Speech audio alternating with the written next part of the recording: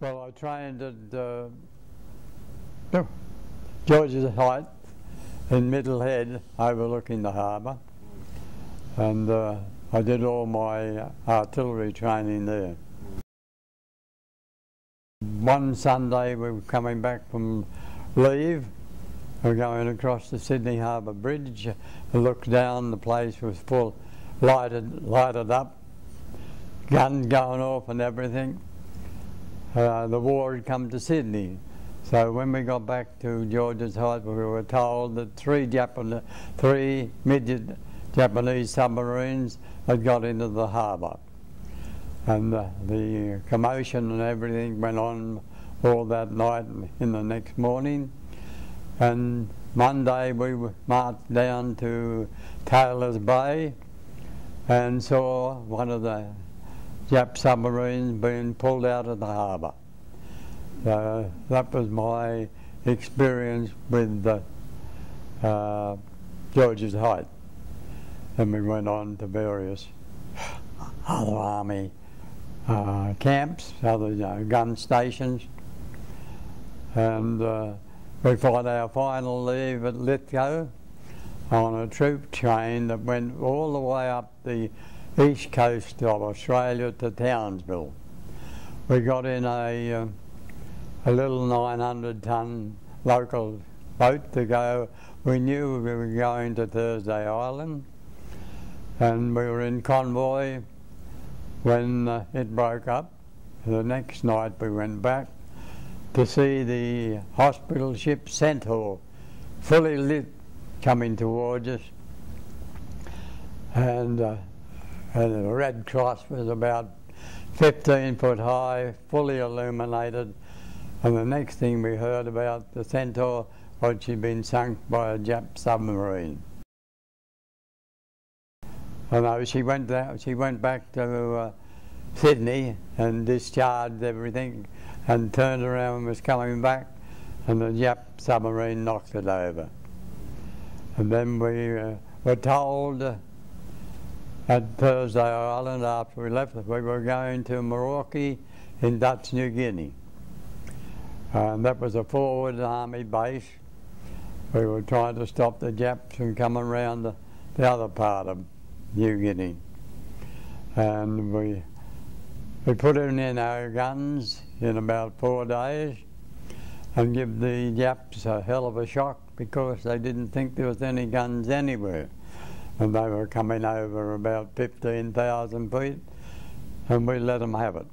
We knocked a few down, and we had a few raids, got Japanese planes, and finished up staying there as a base camp for 2 years.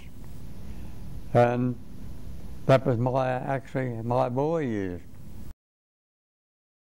Merauke was 8 feet above sea level, and it was the second biggest swamp in the world.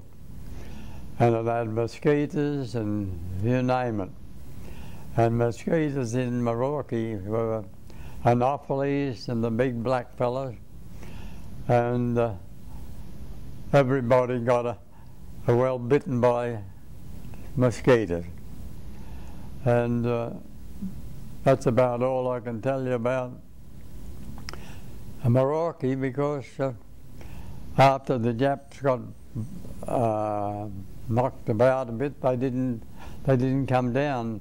We put in an airstrip, and Killer Corwell's Kitty Hawks came and out of there and fought the Japs. We saw them being air fights, and we had Boston bombers come over and blew the tripe out of the Japs further away. But otherwise we became a base camp because we had no action. There was no Japs to fight because they gave us away. I lost 2 or 3 of my mates, and I formed the greatest mateship with a bloke when I was in the showground, the old showground. I saw this bloke doing something in one of the areas, And I said, "What are you doing, mate?" He said, "I'm sewing on buttons on my gaiter."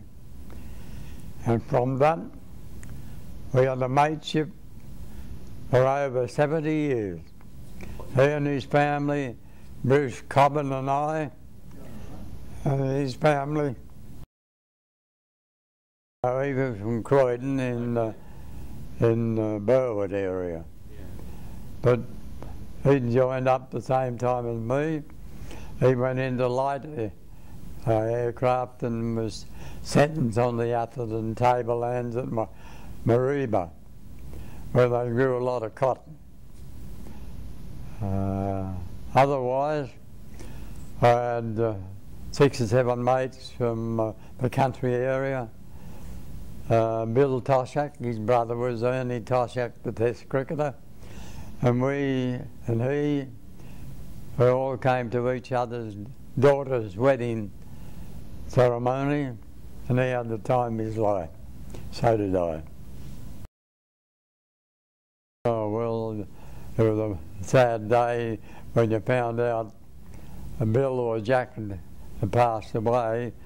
They'd been knocked over in an air raid.